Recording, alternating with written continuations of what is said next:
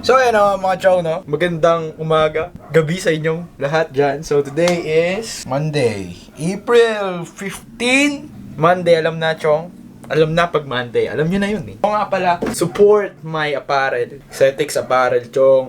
Ibusin na natin to chong kasi medium and large na lang yung natitira sa lahat ng colors, available colors, blue, tusot ko navy blue, black, maroon, white, and gray chong. So after nun, kasi nga nagpaplano ulit ako mag-release ng panibagong design naman ng shirt and cut off. So sana ubusin nyo na to chong para may pang ano mo yun, refund ulit tayo din sa pagpapagawa natin din. Ayun, solid to chong. Ako na nagsasabi sa inyo, araw-araw to suot. Kita mo naman yung fit mga chong. So medyo long tee siya na medyo muscle tee. Okay? Fit na fit sa pag-gym and hindi lang sa pag-gym mga chong, syempre sa lifestyle araw-araw nating buhay, di ba chong? Kailangan yun, kasi nagbo-boost ng confidence natin yung damit natin chong. At sa murang halaga lamang, okay? Hindi kayo magre-regret sa murang halaga nito chong. And ayun, link on the description box down below. I-like nyo na rin yung Aesthetics Apparel page para doon kayo mag-order, sabit na kayo ng order form. And ako na bahala mag-process nun para sa inyo chong. So, ayun, shoutout. Please, chong, support Aesthetics Apparel. Support, man. Support! Support naman dyan! At saka like nyo rin tong video na to, chong. Third day, alam na, Monday. Let's go! Ano gawa mo? Ano yan? Ano yan? Ano yan? Pera? Walang pera, men. Horse ride. Hindi ka pa ata. Ha? Ay, ito lang. Hindi pa nag-replace yun eh. Si shoutout sa Rock PH. May alakang guest ko na naiiwan to ah. Ha? Boy, di ba yung kay Kuya Rex? Wala kay Kuya Rex ah. Buti natabi, buti di nawala to. Ayan, nagpapahiwatig na yung belt mo men. Ba't yung pinamabayaan? Batang pa yan. May dala akong malumi. Ano tinan mo, babawasan niya pa yan oh. Hindi ka agawa pa, magde-deadlift ako kayo. Diyan ako deadlift mo. Ha? Ayun, boy. Ito lang pre ha. Ito lang ha.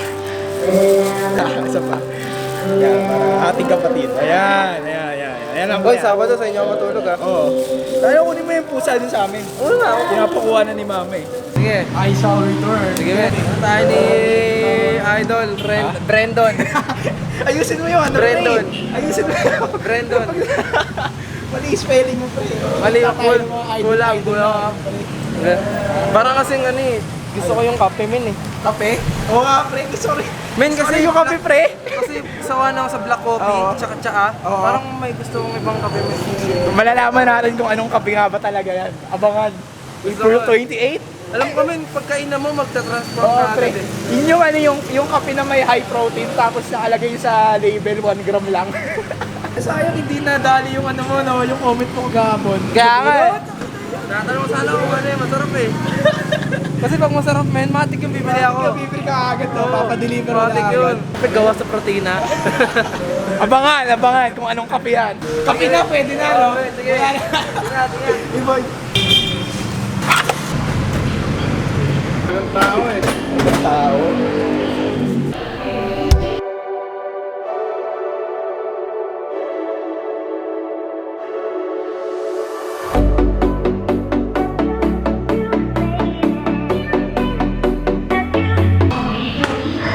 So mga chong, kung makapansin nyo, alas 2 na ngayon chong. Alas 2, so wala akong pasok ngayon, leave ko, kaya maaga-aga tayo nag-gym. Sakto, wala naman tao.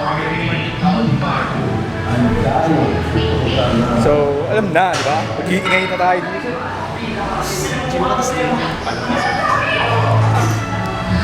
Let's go!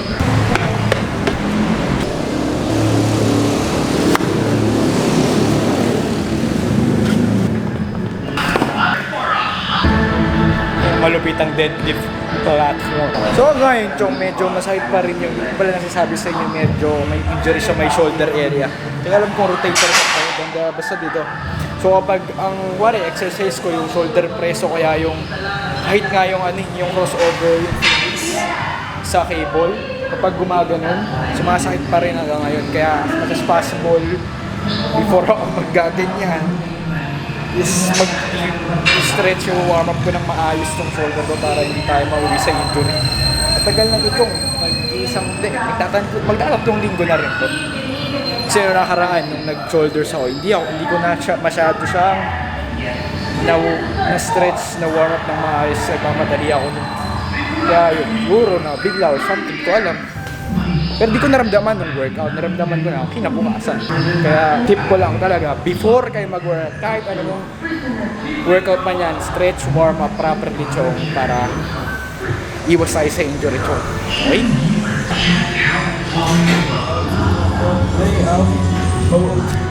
Aesthetic sa parang chong, support, parang chong, link in the description box lang below. I-like nyo yung page and order na kayo chong. Maubos na to, di ba? Sabi ko kanina, na once na naubos na to, matik yan. Mag-release ako ng bagong cut-offs, bagong design ng cut-offs, and bagong design ng t-shirt. This, probably mga August or something, September, depende. Mid-year, chong. Once na naubos to. So, chocks. So, ay highly advise ang mga pag-magdadal kayo is gumamit kayo ng flat shoes. Kahit anong flat shoes man yan. So, highly advise na yung chop hero or dali ko lang kasi to. Second hand to mga chok. Nadali ko to roughly around, kasi ang original price yan sa SM is 4,000. Nadali ko siya mga around 2.5 ata yun or something. Kasi less than mga 3K, mabot yung 3K parang gano'n. Pero smooth pa rin. So, one pa lang sa akin to mga chong, pero smooth siya lahat na itin. And ayun, flat shoes, kahit anong flat shoes na basta huwag lang, depende sa inyo kasi once kasi kapag yung running shoes gagawin, hindi siya, ma-out of balance kayo. As much as possible, stable yung paa nilo habang nag-deadlift o kaya kapag nag-squat kayo mga chong. So, let's go!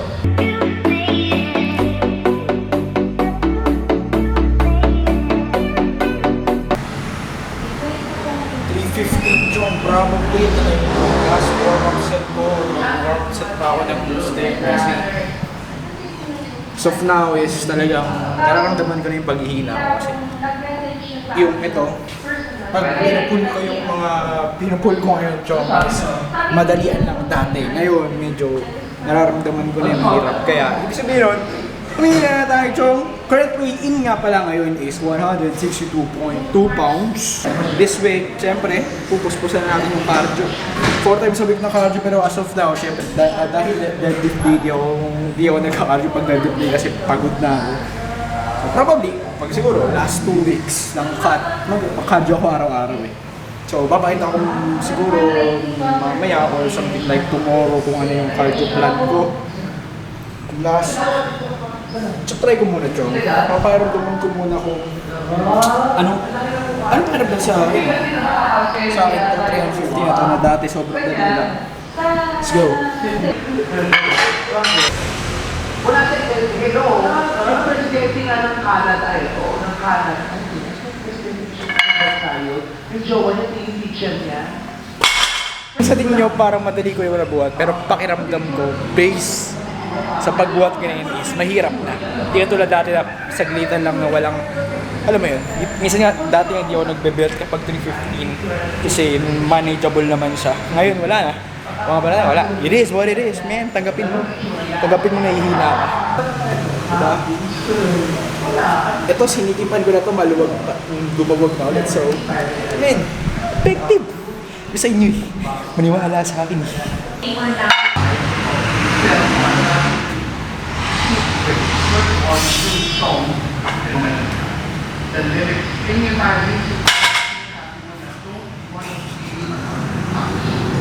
Don't want to know another kid. Ano yun, meron pa isa, no other means of my days. No profanity. Hindi ko na ito. Siguro mga mga plus 10 or plus 5 pounds. Wala po yun talaga. Hindi talaga umakangat. Ang nakit yun dito. Simula ko kataan ako at bumuhay ko, walang pin. Kasi dahilan ko, sa tawag na tanghalan, para makatulong sa dinamalo ko. 325 pounds. kahit pa paano yung lift na yun is hindi siya compared yung kanina, smooth siya tumaas. So, hindi naman sa hindi ako nahirapan. It's better siya. So, ngayon, easy lang tayo. Huwag natin i-risk yung sarili natin. Chong, baka may injury pa tayo. Na-injury na nga tayo sa shoulder.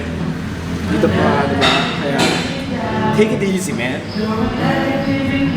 Kaya yun kasi box tuning, Chong. Ganito siya eh. Ganito siya mag-deadlift. Diyan mo. Kailangan kasi contest to. At to do that, you have to listen kung sino yung idol mo na yan at kung ano yung kailangan mo. Don't just hear. Huwag mo hayaan. Listen closely. Hirap. Kaya napaka-explosive kasi ng technique niya. Hindi, maganda rin technique yun. Yung mag-i-explode ka, yung bibilisan mo yung pag-ano mo. Once na set up mo na yung paa mo dun sa bar, iangat mo diretso, hindi ka na magpo-force for a while or something. Kasi pagka yung anak, bigla mo may hatak. Kasi hindi ko alam may yung momento mo parang ipupush yun. Hindi ko alam kung anong science behind that shit. Pero effective yun, Chong. May nga lang, nakapawid din siya, medyo delikado. Kapag di mo natansya yung buhat mo, maiwan yung kamay mo. Ay, mga Chong, gusto lang i-address about dun sa pag nagtatanong kapag cutting, kailangan yung high rep, low weight, parang ganun. So, myth yun mga Chong. So, as much as possible, wag mo i-overthink yung workout nyo. Ganun pa rin, Chong. Kung ano yung workout mo nung bulking ka, ganun pa rin yung i-workout mo nung cutting ka. Wala mong pagbabago yun, Chong. So, magtatagdag lang tayo, syempre, ng cardio, diba? Pero yung heavyweight na hindi bawal daw kapag cutting is myth yun, bro. Absolutely pro science yun, mga Chong. Kaya, tamo yung kanina, diba? As much as possible, yun lagi ko sinasabi na hindi matanggal yung heavyweights nyo sa workout nyo kasi, yun nga, parang, kasi pag in-introduce mo na kasi agad na yung sobrang, hindi mo sinanay, kumbaga hindi mo na-maintain yung strength mo sa mga heavyweights, Chong, hihina ka pa, diba? Parang ganun yung maging epekto niyan. So, as much as possible, lift heavyweight na manageable, na controllable mo, para hindi mawala yung heavy weight dun sa pag-workout mo. Kasi nagtatanong ng mga, wari, pag cutting daw is low, magaan lang daw to high reps, which is pwede, pero hindi naman talaga a must, di siya must, kumbaga. So, kung ano yung win-workout nyo ng bulking kayo para sa i-workout nyo this cutting, dadagdag lang tayo ng cardio, mga Chong. So, huwag nyo overthink yung workout nyo, Chong.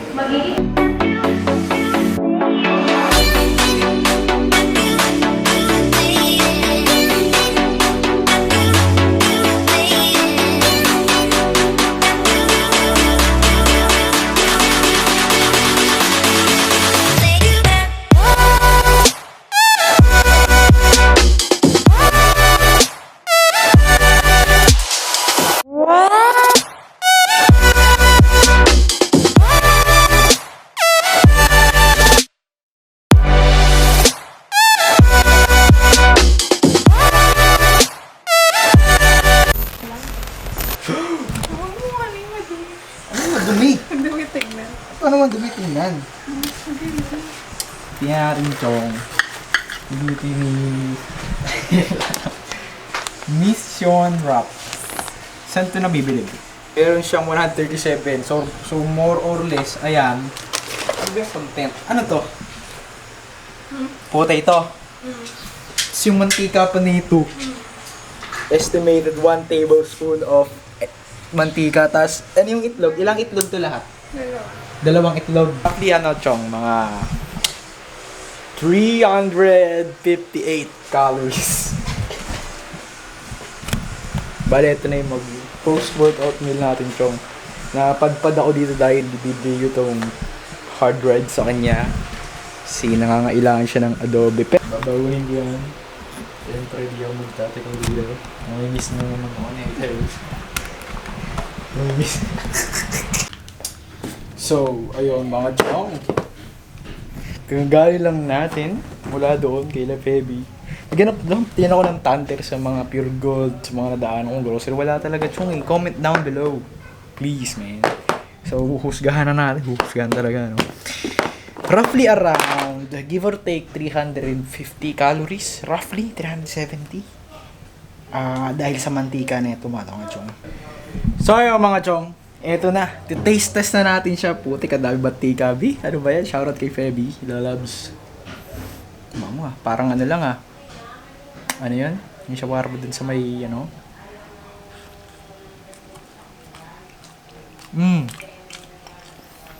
Tingnan natin kung ano nasa loob. Parang ano talaga. May french fries. May manok. May itlog. May gulay. May mantika. Sarap, B. Thank you. Buti na lang napadaan ako doon. Nope. Gagawa ko ng healthy version na ito. Yung nasa mantika, chong.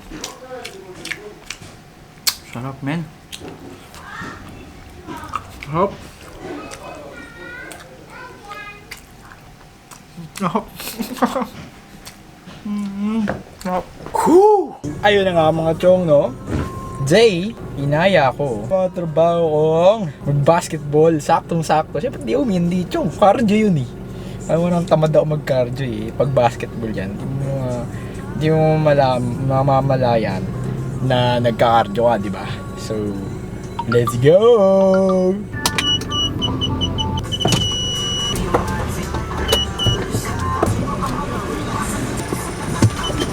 One eternity later. Pinaka-hassle ng mahaba yung sasakyan nyo. Kasi, hindi mo talaga may iwasan na magkukos ka talaga ng traffic, mga chong.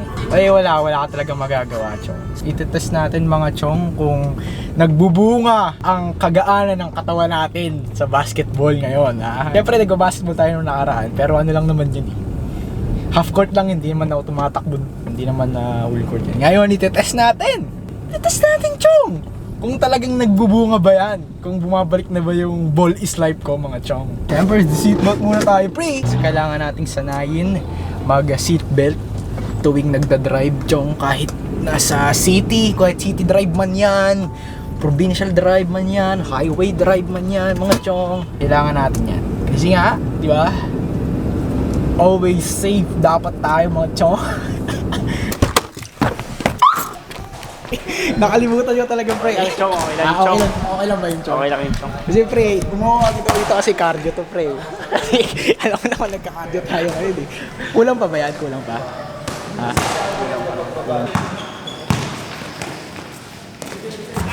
Bobo! Ano?